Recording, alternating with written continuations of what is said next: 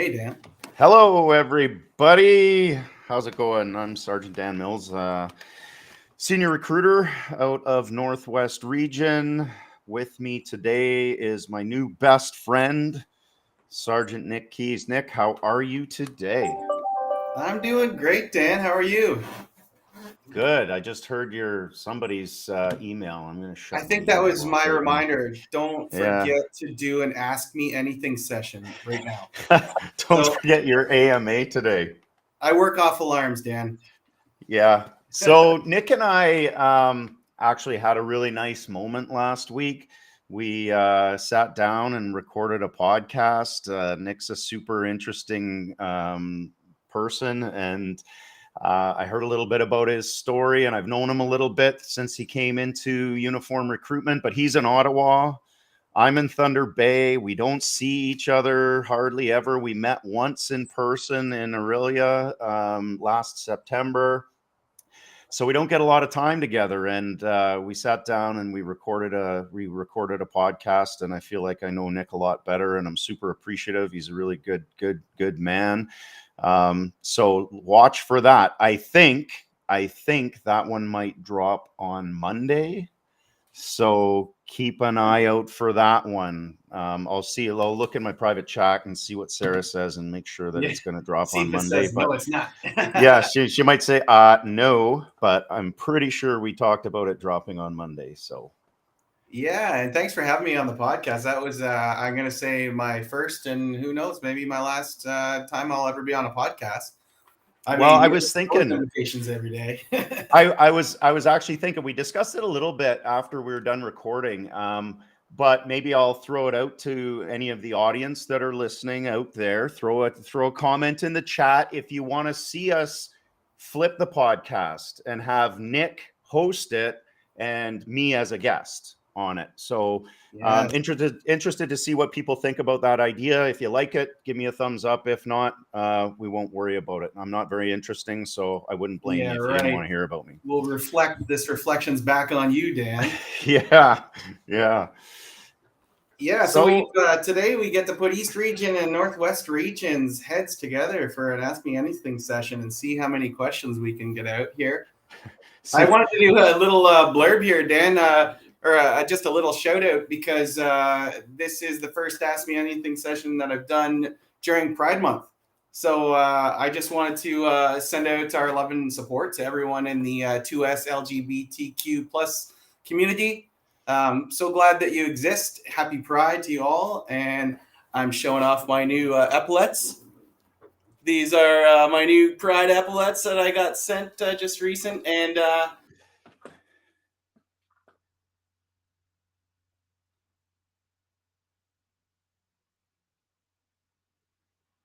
I'm not sure who's yeah, frozen. trying to be supportive, not performative. There you go. I'm not sure who's frozen there. You or me, Nick?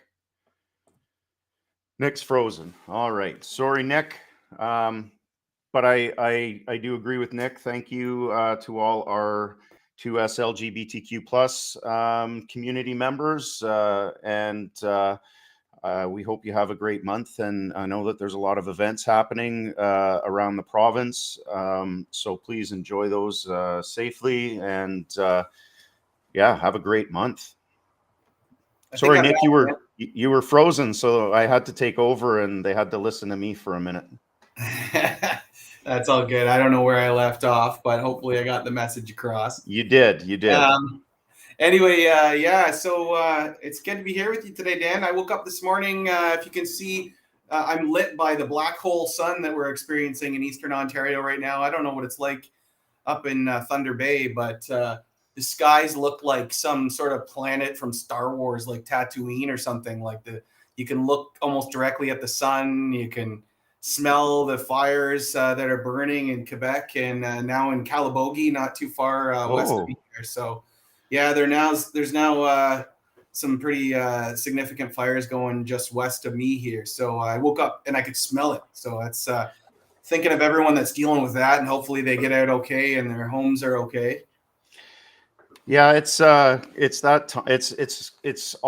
that, I mean, I feel like we've had a fairly dry spring in my area, at least. I know Alberta was hot and burning earlier for the last month or so. My older daughters grew up. Their mom moved to Renfrew, so they're in East Region. And Calabogie is something that I hear about. That's where they ski and snowboard and spend a lot of their recreational time. So I am familiar a little bit with that area. So it's too bad that that's Yeah. fire. We're starting to get the questions rolling in now already. Yeah. So I'm not sure about the reach question, Mufasa. Um, I know that there is a screening process. I think May 31st or 30th, near the end of May, was the cutoff date for the applications. Yeah, I think the So 26th. yeah, sorry, yeah, the 26th, that's what it was. So it does take a couple weeks to get through that screening process. So just be patient, and we will get at that. Yeah, I think right now everyone's taking a hard look at all of the applications that we got, and yeah, it's a great program. So if you missed this deadline on the 26th, keep checking back for the next round. But for those who are already have applied for this one, yeah, just be patient with us, and you should hear back soon. Should be soon. Kyle asks, what are the dates for the next intake? That would be probably September would be the next intake. I think the current intake, the May intake, the April-May intake is already in, and they're in full swing and doing well. Yeah, the next one would be end of August, beginning of September would be the next one. And then after that would be end of December, beginning of January. So there's 3 cohorts that OPC runs annually. There has been talk of making it 4, but we're not sure what that's going to look like yet. So stand by on that. But currently there's 3 cohorts. So one end of December, beginning of January, one end of April, beginning of May, one end of August, beginning of September. Yep. And I see a question from Scott just asking if we get many people in their late 40s joining. So I can't speak to like the stats on that, Scott, but what I can say is that obviously our minimum age requirement is 18, and that's the only one. So as long as you can meet the rest of our requirements, then have at her, and we welcome your application. Absolutely. Yeah, Scott, I'll direct you to episode 21 of the podcast with Nicola Morris, who is a probationary constable in her, let's say, beyond her 40s. So check that out and listen to her story. It's pretty inspiring. So yeah, we do hire many people beyond 40. Okay. Okay, and I see one saying they're self-employed as a part-time Uber driver, don't have a supervisor. Is it okay to leave supervisor name and contact empty? We'll need access to your Uber reviews, of course. No, I don't know how we. But I'm a 5-star Uber driver. Yeah, I want to see how many stars you've got. I mean, there'll be some way of us assessing, unless part-time Uber driving is your only employment you've ever had. Then we would look at other avenues if we can, and I'm sure there's ways to assess you there as well.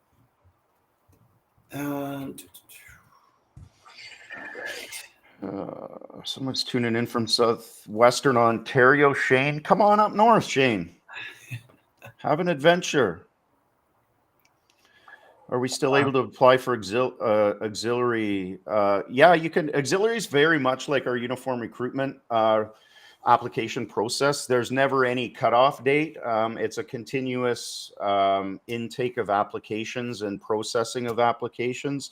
I was just having a conversation with a phone call with somebody who's looking at options within the OPP, and I really spoke a lot about the auxiliary with them because they're just kind of entering their final year of university, and they want to start kind of like exploring the idea of policing. And the auxiliary program is just such a great program. I started my career with our auxiliary program. It really gave me a great launch pad into my career in policing, but it does a lot for us. And when we talk about our 10 areas of assessment, you know, like it gives you something to speak to with relation to community service, because it's a volunteer group that works under the OPP. We're responsible for a lot of different things. Our auxiliary members can go on ride-alongs with officers. They can be involved at their detachments in a lot of different ways. They can help out with like marine patrols and different things like that. They can help out with community events. So any like parades or any outreach events in communities, they can attend and help represent the OPP and provide information for traffic control at parades and different things like that. So there's a lot of different ways that our auxiliary members can interact within the OPP and different responsibilities they have. So it's a great way to serve your community. There's a ton of different education that you can get, because we provide a whole bunch of training for our auxiliary members. There's monthly training plus the initial training that you get with regards to like some use of force types of training, some firearms familiarization types of training. Some of our policies and procedures and radio systems and computer kind of reporting systems and stuff like that. So you get a whole bunch of relevant training that you can speak to. You may be provided with some leadership experience as well. And you're always going to be working on your communication skills with interacting with the public. So I'm a huge advocate of the auxiliary program. I can't say enough about it. If you're kind of on the fence whether this is for you or not, I would say like submit an application for the auxiliary program and see how it fits if you're successful.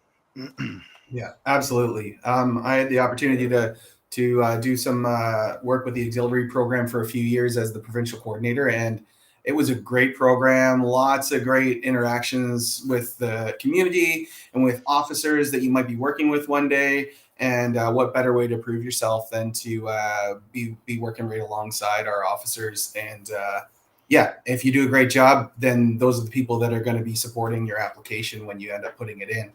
And like Dan said, it's going to let you know for sure if this is for you or not, because you're going to get about the closest seat to the driver's seat that you will anywhere with the auxiliary program. I see there was a question about the OAC certificate. So it's not required to apply. However, if you have it, you can include it in your application, and we will accept the hearing and vision results and the Sigma results from that. So it's not a requirement, but we will take portions of that, and we can use that towards your file for sure. Justine's asking, with the time that you spent on the job, do you still feel the same thrill of the job compared to when you started as a new recruit? I'll leave that. I'll let you answer that one first, Nick. Oh, is this one of those ones where you're going to throw them at me? No, not one of those ones. This is more like the podcast. So, Nick, tell me about a time. Oh, okay. Well, let me get comfy. Well, Dan, do I still get excited? Okay, so one thing I will say is where they're very different roles from what I'm doing now to when I first hit the road as a recruit. I will say there's a certain excitement or whatever nervousness or nervous, excited energy that you get from just being brand new to everything, right? Like when I first got to Aurelia detachment, I was like a baby and I was just seeing everything for the first time. So I don't know that you'll ever get that exact feeling again, because you've done these things enough times that you almost kind of kid yourself and think you know what you're getting into when you're heading to a call. But it's always different challenges, and no matter what role, whether you're out there in a cruiser or you're here answering questions for people that are excited and interested in a career in policing, it keeps you interested. And then if you aren't excited and interested, there are other avenues to start pursuing. So I would say the excitement keeps changing, but there's still a level of excitement in my career today. It's different, very different, but it's still there. Yeah, and I would over to you, Dan. I would entirely agree with that. That was really well put, Nick. And I think that I can concur with that in pretty much every way. Like when you think about the different roles, I've done a bunch of different roles within the OPP, from being a new recruit, frontline policing, working within the community, my time on the emergency response team, my time as an instructor, right? And every every one of those roles is very different, but is very rewarding and thrilling in its own way, right? So like the new recruit feeling is something that you'll only experience once, but it lasts for a little while. You always kind of feel new for the first year or even more sometimes. And it's always exciting when you put on your uniform and it's like, hey, look, I got a gun. Like, I got a gun. Like, that's a weird feeling at first, right? And the uniform, people are proud of the uniform. They're proud. Their parents are proud. Their family members are proud, right? You're not going to get that feeling back. But I can tell you, like, when you first put on your ERT uniform and you go to your first ERT call, like there's that pride and there's that thrill that goes along with it. Every time you find a kid who's missing, right, and you bring them back to their family, like you cannot beat that feeling. You cannot beat that feeling. So, and it's with everything. I got a lot of fulfillment from my instructor role in our training unit, teaching officers and interacting with officers and connecting with officers and just, trying to do my piece to try to help them with their careers and do a better job at their careers. Right. So it's all different. It's a different thrill. And on that note, Dan, about that feeling when you're brand new, I don't know if they did this with you, but do you remember at the police college, the first day when you go out in the community in your uniform and then you get to go to that Tim Hortons in town? You get to have your first Tim Hortons coffee in uniform in town. And you're like, people will see me now. And you realize that it's a town that has a police college in it. So they don't think it's cool or weird or anything that you're saying. They do not care. They don't care, but you think they do. And it's a weird feeling when they first look at you and you're like, they're seeing me in my uniform. Yeah. And then you walk past a mirror and you're like, whoa. And then you're Who's like, that? Oh, that's just me. I saw questions flying in fast and furious. Geez, I had a couple easy ones. I was cherry picking for myself here. Swimming is not mandatory. I probably took that one. Swimming is not mandatory. It's definitely a benefit. There are a couple like little pieces of swimming at the police college that they ask you to do, but it's by no means it's if you can tread water a little bit, you'll probably be okay. And I would say that if you're interested though, take a swimming class. It doesn't hurt to do. It's a great skill to have. We ask if you can swim because we want to know that, in that piece that you can succeed. But I mean, there have been people who have gone to OPC as not strong swimmers who have done some extra work while they're there with the staff there, and have gotten to a point where they're okay.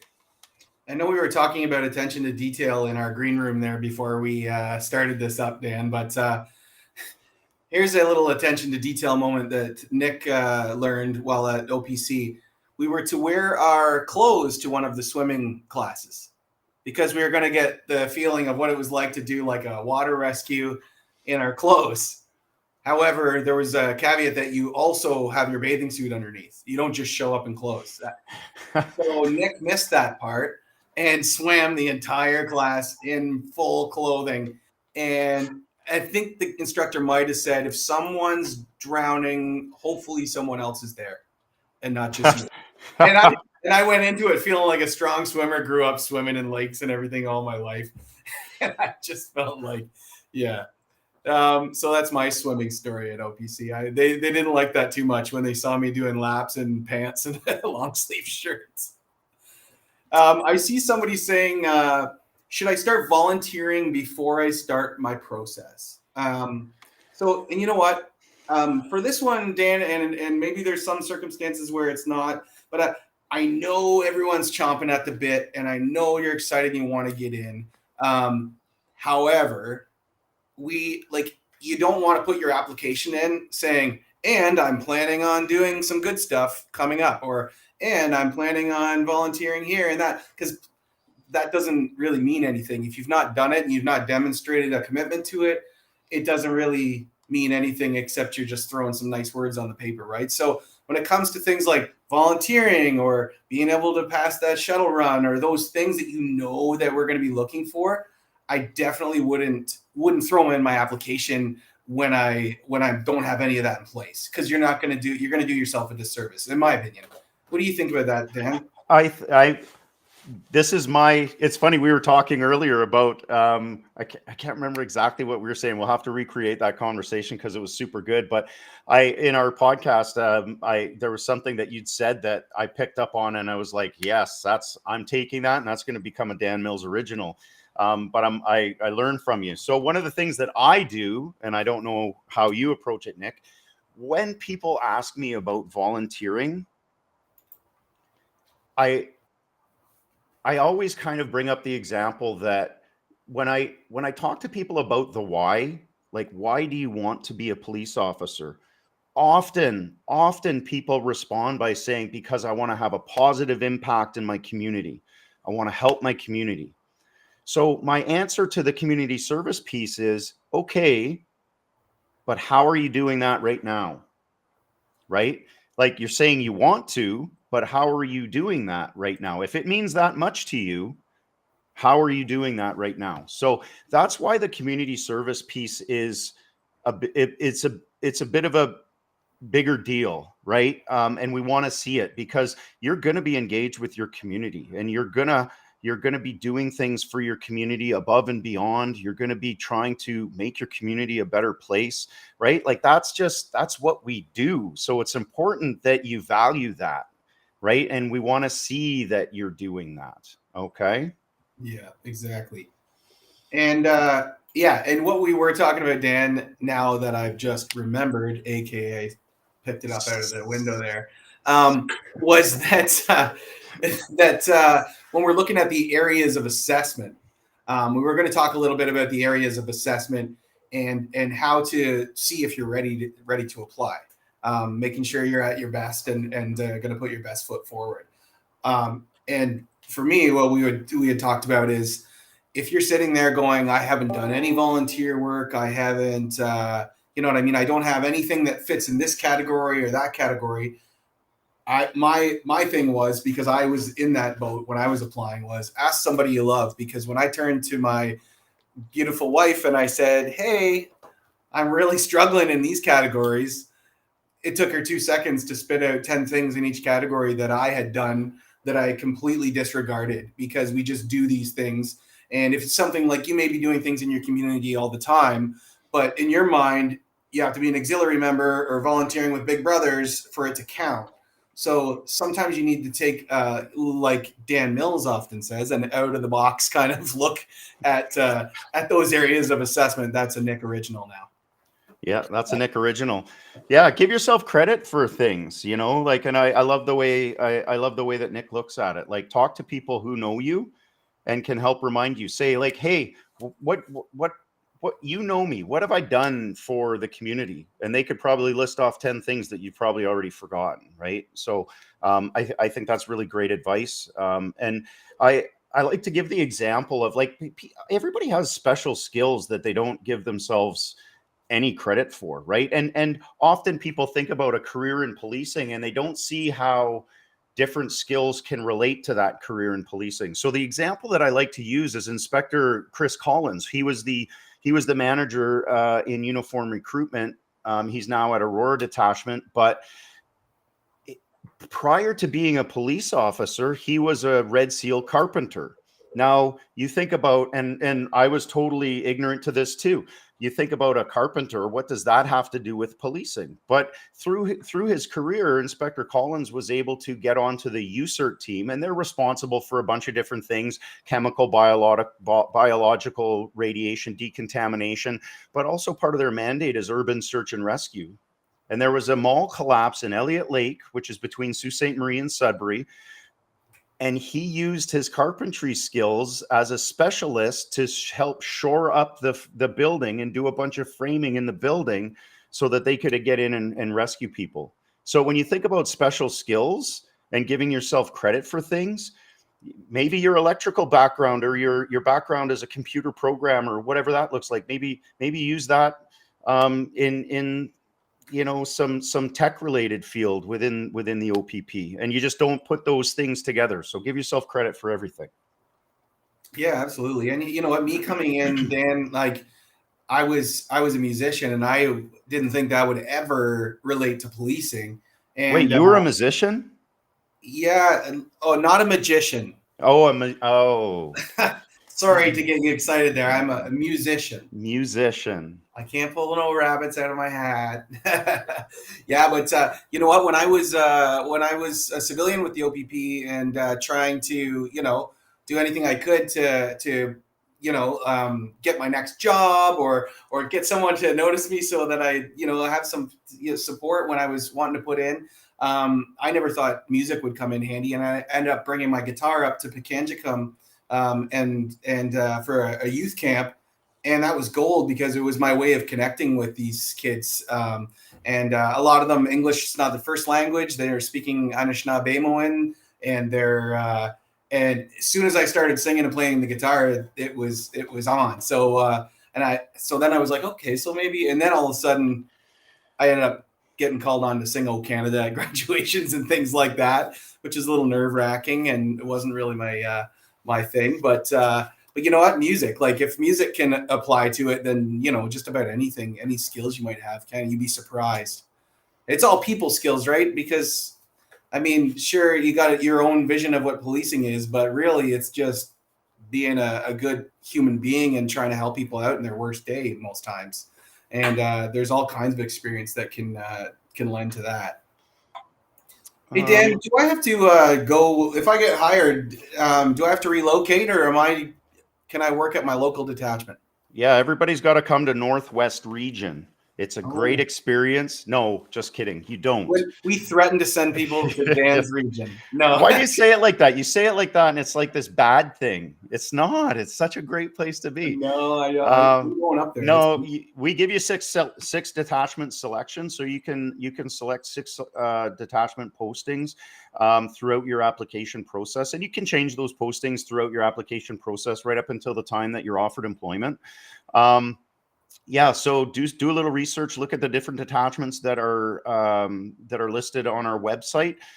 You can pick 6 of those. So if you don't want to move, or you'd prefer not to move, or you want to stay within commuting distance to your current residence, you can pick all detachments in that area. There's no guarantee that you will get them, but we really do try hard to put people in the detachments that one of the top 6 that they pick. Again, operational requirements at those detachments and vacancies and such can impact that at the time of offer. But we really do try hard, because happy people are good employees, right? So we try to work that out. Somebody asked about auxiliary vision standards somewhere back here. I'm just reaching back here. I think it was Ivy. Where are you, Ivy? There, 2040 uncorrected. I'm not sure what the auxiliary program standards are, but if you go to opp.ca/auxiliary, you should be able to find the information there. I know that 2040 for uniform recruitment is the standard that you have to meet. If you're worse than that, then you would have to get corrective surgery, or if that's what you wanted. Again, we're not going to make you do that. But if you choose, you can get corrective surgery, and then after a couple appointments to make sure that it took and everything was good, then you can apply or continue your application process. But I'm not sure what that looks like with the auxiliary. I think it's pretty. I don't quote me, but I believe it is the same standards.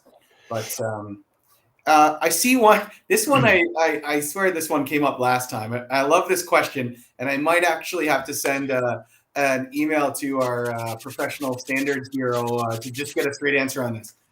Someone really wants to be a police officer, and they also are an MMA fighter and a Brazilian Jiu-Jitsu fighter. And they're wanting to know if you can do that professionally and be a police officer. I just keep picturing the video coming up after you're in a tussle on the road because you're having someone resist arrest, and then they cut to you doing a ground and pound on your spare time. I really don't think the two careers would jive. Would the skills be amazing to have on the road to protect yourself and to keep yourself safe? Absolutely. I just don't. I'll have to check that out. But what do you think, Dan? Yeah, we are allowed what they consider secondary employment. You have to submit paperwork that goes up the chain of command and can be approved up the chain of command. I do know, just from my time in service training, I know that some of the instructors had done some professional fighting in their past or amateur fighting in the past, and one was currently an amateur fighter, so not MMA, they were boxers. So I know that it has happened, but I like your comment, Nick. Like, I'm not sure what our OPRO PSB side of the house would think of that if there was a use of force incident. Just seems like the media would just love it. Like it Yeah. it might not look great. But I Stand mean, good by. on you for being skilled in that, because that's amazing, and that's It going to look is. great on special skills on your application. It just Yep. might not be something you get to do both at the same time while you're a serving police officer. Stand by, and I'll have an answer on my next AMA. There you go. I did my college at Georgian College. Can I apply? Absolutely. That's right next door to GHQ, isn't it? We've actually worked pretty closely with Georgian College. We used to, and I think we still do. So absolutely, you can apply. And I see someone got citizenship. Oh, it is Same person. Yeah, same person. That's amazing, and that is a requirement. So good for you. That's awesome. Shane is asking about if we've ever had to seek professional help after witnessing an accident. So that's an interesting question, and again, not to scare anybody off. We do see some things in our career that we can't unsee. We do have a lot of support internally for that. We have our healthy workplace team. We have I think we have 5 psychologists on staff within the OPP. We have mental health clinicians on staff as well that work with them.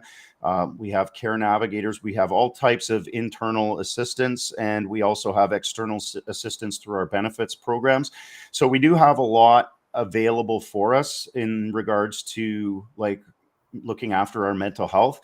I can only speak about my personal experience. In 2014, I was diagnosed with PTSD through my ERT career, seeing a bunch of, like, I was involved in a couple officer related shootings.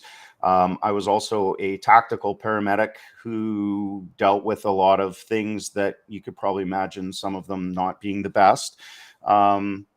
So I've had my fair share of, like, trauma that I've been exposed to, but I've definitely sought professional help, and I've gone through a whole journey relating to my PTSD as far as healing and learning how to manage it better. And some people can go through their entire career and not need that, and it's not because they haven't seen similar things. It's just they process it differently and they manage it differently. So again, there's no real good answer for that, but we do have stuff available. Thanks for sharing that, Dan. And I don't know that I knew that about you, but I was also diagnosed with PTSD. I don't remember what year it was, but it wasn't work related. It was going through about a 2.5-year cancer treatment with my little girl, and all of the scary moments throughout that 2.5 years. And you know what? I definitely relied on some of the supports that we have available to us as OPP members. I used EAP, like telephone counseling. I went and got all kinds of kind of cool treatment. Actually, some of the treatment was pretty neat. I found it fascinating, and I found there was a lot of support. So I think it's important that you mention that kind of stuff, Dan, because that's another thing. Like, it's not to break down that stigma of seeking help. We know, like, I think most people could imagine that there's going to be things that would affect you that you're going to see in a policing career over 30 years. And some worse than others, and some hit you. Some you'd think should hit you really hard, and they don't, and some you wouldn't have thought would affect you, and they do. And I think it's important to know that we do have the OPP has really made a lot of efforts to support us that way. And I can say a lot of the time you get kind of jaded and you wonder, do we do this just to have a checkbox or to have it on paper that we're doing something? But when I needed it, I think that the OPP really stepped up and they were there for me. So yeah, that's another thing that I can say with career and policing and with the OPP specifically. That's been a real focus over the years, and we're getting better and better at it, and we're continuing to keep improving in that way. So yeah, we've definitely both talked to someone about it. Yeah. Hello, I'm an RCMP member, originally from Ontario, working in BC, hoping to move back home in the near future. Out of province apps or virtual or in person. So with our EPO program, Mike, sorry, you just slid down the screen there. All of our stuff is virtual. We'll be able to look after you virtually for any interviews or appointments or anything like that through the process. Worry less about the pair.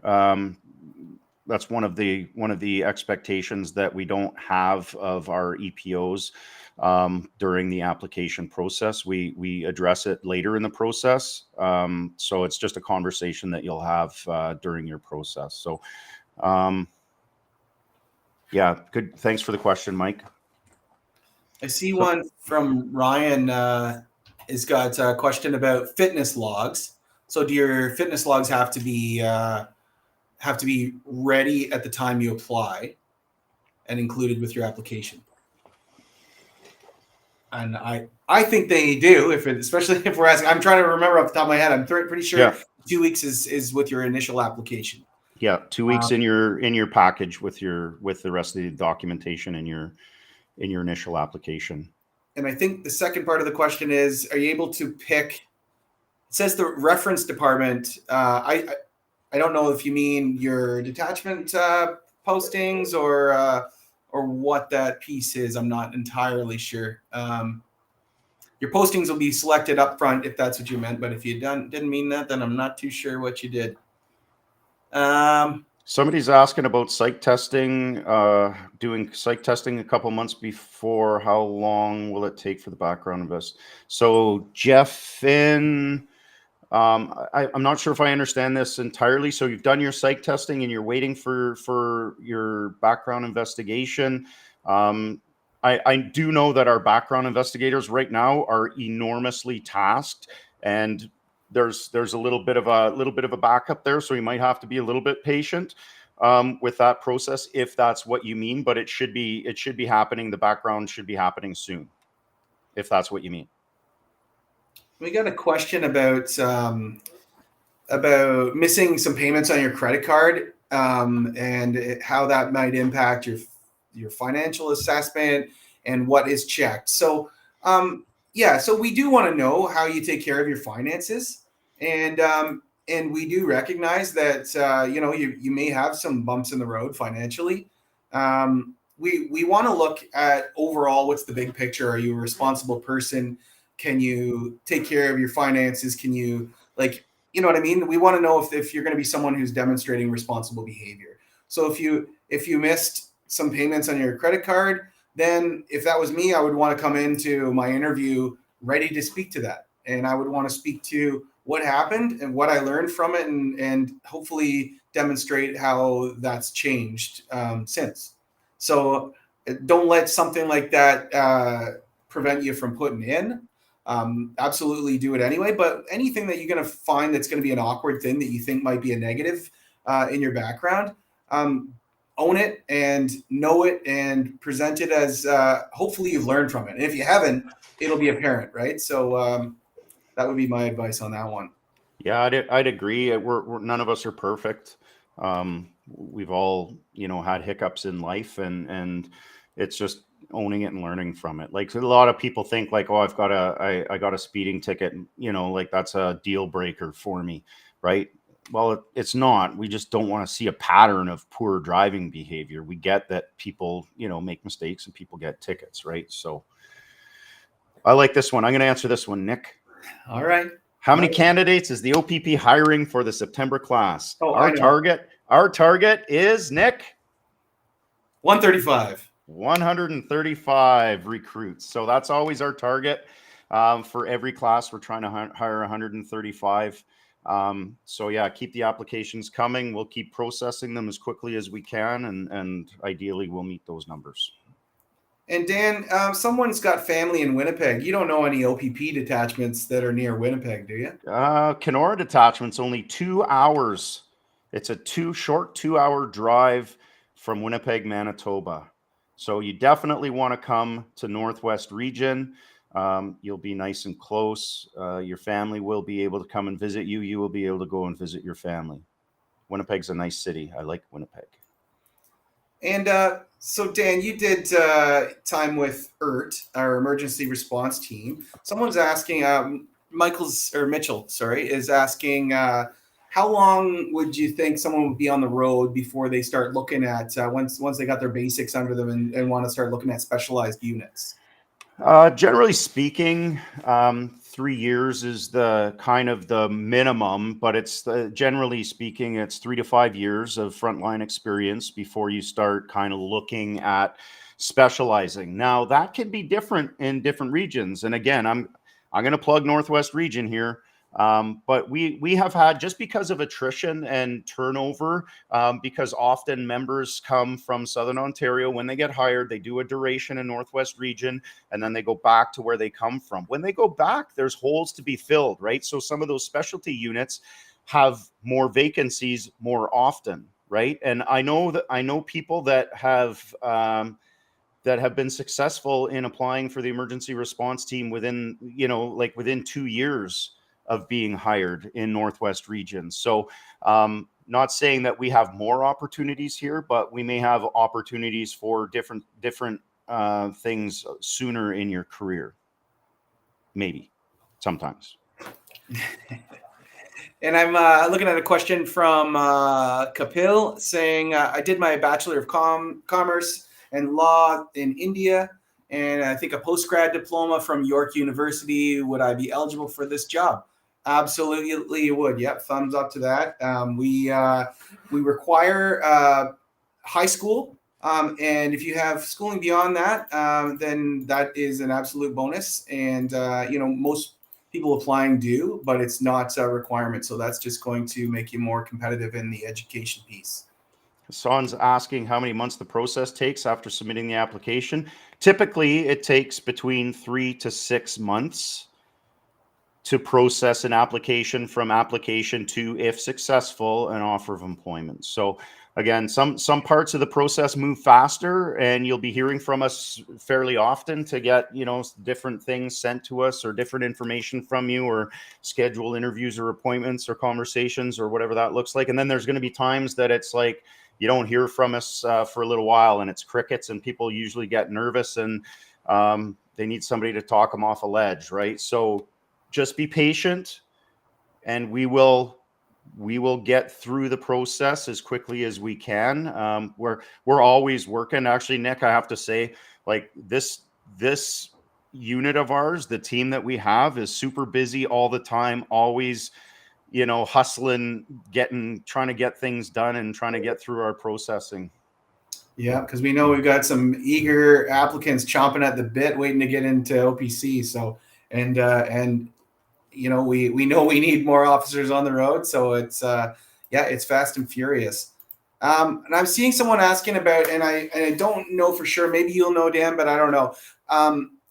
The uniform psych test versus special constable. I know that we will, like, if you've identified that in your process that you've gone through for special constable and you've done some of our testing already, we'll use as much as we can, as long as we know. We don't want to duplicate work and delay things further than we need to, but I believe there may be another component to our psych test versus special constable, but I'm not sure off the top of my head.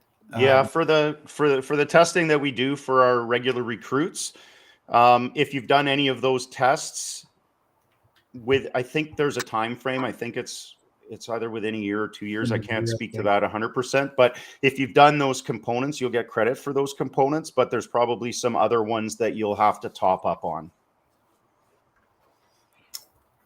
Are you able to utilize a profile picture in uniform cruiser on dating app? I mean, you can. I think I should read these before I just start saying them out loud. That's Jesse, funny. Do what I always say. If you maybe you could put a fire truck on it, maybe try that. Yeah, try that. Or a pot of chili. I always say, do what you want. Right? But there's always consequences. So I do know that our professional standards folks in Oprah would not think kindly of that. There would definitely, it would be seen as a conflict. Again, even when you're off duty in this job as a police officer, you are representing the OPP. So again, if you have a picture of you in uniform and you're spreading that around and you're saying different, like you're, voicing political views or this or that or the other thing, right? How you behave reflects on the organization. And if you're reflecting poorly on the organization, then there probably will be consequences to that, right? So again, that's something that don't do that. Yeah. And I was thinking, that whole conflict of interest thing where you could use your position to gain the favor of whatever. I think that might apply to dating. I don't know, Dan. Yeah. And honestly, I'll my personal opinion and my personal story. I don't even have on any of my social media that I'm a police officer. I don't share that with anybody. That's a personal thing. I don't want people to know, because people always invariably will say, hey, I want to know about this, or what can you tell me about this, or I got a ticket and it sucks, and can you talk to somebody to get me out of it, or this or that or the other thing, right? So there's always, I just like, life is so much easier when people don't know that you're a police officer. I just put that I work for the government of Ontario, and that is it, right? I don't want to alarm you, Dan, but this might be on social media right now. No. Yes, live. We're live. So people know. People are going to know. You just put yourself to the province and the world. Man, oh man. I should have thought of that before I started doing a podcast. Keep your work life and your home life separate to an extent, right? Like you want to. It's for your own benefit, because believe it or not, some people don't even really like the police. I've heard that. And people lie to the police. Yeah, it's weird. That too. So you might not be doing yourself a service on the dating app. Get a nice picture of you at the pancake breakfast in front of the fire truck. Throw it on dog. There, and away you go. Does a Canadian Armed Forces reservist need the same qualifications to apply as a civilian? Yes. Yeah. You will have a ton of other transferable skills and special skills that you can speak to that would make you more competitive because of that experience that you have in your life. But the minimum requirements are all the same. Yeah. And the process is all the same. And then there's a question about being able to take a pain medication if you have like a chronic condition or something and be a police officer. And I wouldn't be able to answer that because maybe my big glasses make me look smart, but I'm not a doctor. So that would be, if your doctor signs off and says, here's the duties of a police officer, here's what you're taking, and here's how it's fine, then I'm sure that it's going to be a non-issue. But that's a medical decision. We have to be fit for duty, right? We operate vehicles depending on the side effects of the medication that you're taking. We have to operate vehicles and make quick decisions and have good judgment, right? So again, it would depend how the medication might affect your ability to do those things, but that's something that your doctor would look after. Somebody's asking about the beep test. Should they wait? They're not quite at level 7. Should they wait to apply? My advice is yes, because the video submission for successful completion of the shuttle run to level 7 comes right away. So when you submit your application, our intake coordinator processes your application. If it passes the screening, then you're going to be given correspondence and assigned a file number. And at that point, they are going to give you direction on submitting the video submission for the shuttle run. So it comes right away at the very beginning. So make sure that you're there when you apply, because it's coming fast. Braden's asking if you've submit your 6 preferred posting locations for which detachments you'd like to work at. Can you change your mind? And yeah, I mean, you can. Like, I would personally, like, just if I was the applicant, I would want to be as sure as possible before I write those down. But absolutely, it's not a apply and that's it. If there are changes and updates to your situation or whatever the case, then you can send an email to our team, and we'll do what we can to accommodate the best we can. But just keep in mind, you want to be putting your best foot forward, and you want to be prepared when you put that application in and know what you're looking at and know what you want. But if your situation changes, family moves to another side of the province and you want to be close to them or something, then yeah, absolutely, we'd entertain those type of things. Manav has worked in the security area, and he's currently at corrections in Manitoba. Would your work experience make you more competitive? Absolutely. It's relevant and related and transferable to a career in policing, 100%. James likes your comment about the fire truck. I'm pretty hard on firefighters, I have to say. It's all in fun, though. I have a lot of respect for firefighters. They have a dangerous job, and they do. I have a ton of respect for them. But I do like poking fun at them and joking about chili cook-offs and baby oil and sleeping in calendars and all that type of stuff. So. But they're awesome. We have a lot of respect for them. It's a healthy kind of back and forth. I know that they have a lot of jokes about police officers too. Especially right now, Dan, we got to give them all the respect in the world, because they're out there nonstop around the clock right now, and they're making up for all those chili cook-offs right now. They are right. Hard, bringing people in from all over. Other countries are coming in to help. So yeah, absolutely. If you hear us slag firefighters, we might just be a little jelly. That's all. 100%. People love those guys. Man, we should everybody. Hey, we should do a live, like, police firefighter one of these. Yeah. Wouldn't that be fun? Yeah, we should start it off with like a tug of war kind of a thing. I was thinking just get them to carry me into my seat over their shoulder and throw me down. Yeah.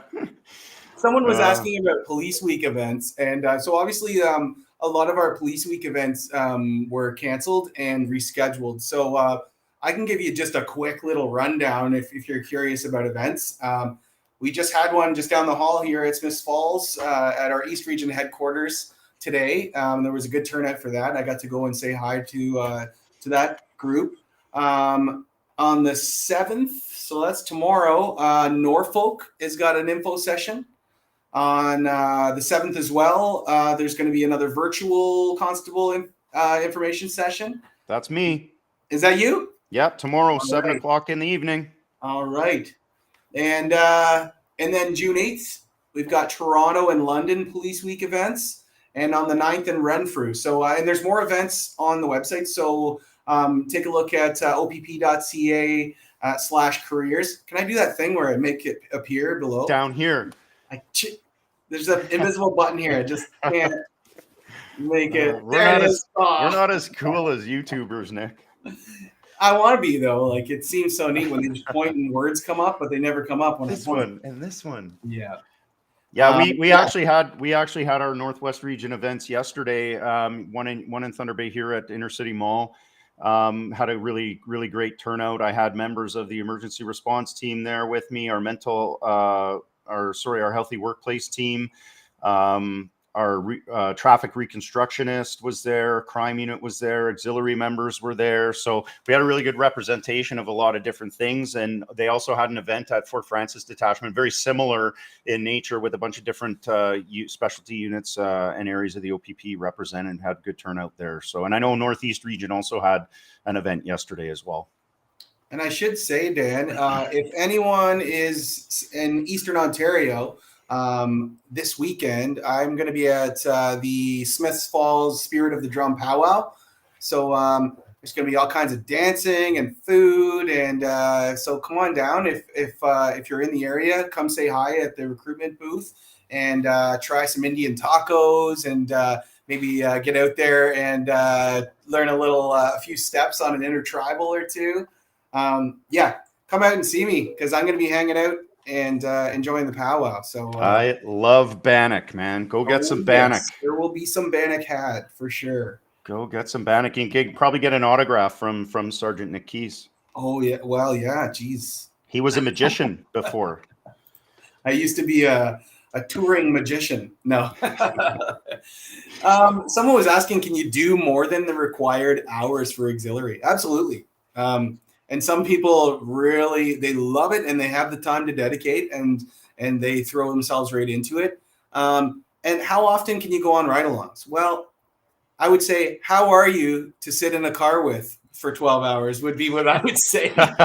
Because if you are a joy to hang out with in a car, you're going to be, you can go out on as many ride-alongs as you want. But you know how it is, right? If you got to be someone that you want to sit in a car with for 12 hours. So keep that in mind. Keep your road trip etiquette in mind when you're going out on your first few, and I'm sure it'll be great, and you'll be out on ride-alongs all the time, and that's a great time. I remember I didn't do the auxiliary thing, but I remember going on ride-alongs back in the day, and I remember being like just nerdy excited about it, like even the boring ones. Yeah. And it's funny though, like the relationships that you build and the connections that you make. Like I can recall, like as an auxiliary member, the officers that I rode along with, I could probably say all of them are still very good friends of mine, you know, and that I met through that opportunity. So, yeah, as many as hours as you can get, as many as ride-alongs as you're permitted to do. Sometimes it'll be up to the detachment and the officers there whether they feel like taking somebody. Sometimes, you know, people have an off day, right, and they don't want any company in their car. But I think for the most part, you could go on as many as you want. So with that. This is the part I hate the most about these AMAs, Nick, is the goodbye part. I hate goodbyes. Yeah, and it's because I know there's so many more questions there that we haven't answered. So again, I apologize for that. If we didn't get your question answered, please tune in next week at the same time, same place, and continue to ask the questions. Like Nick mentioned, there's a whole bunch of upcoming events. If you can make it to one of those live events and ask your question to the recruiter there, or I am doing a virtual information session tomorrow evening at 7:00. So just go on our upcoming events, register for that event, and then just get my attention during that event, and I'll try to answer all the questions that I can there as well.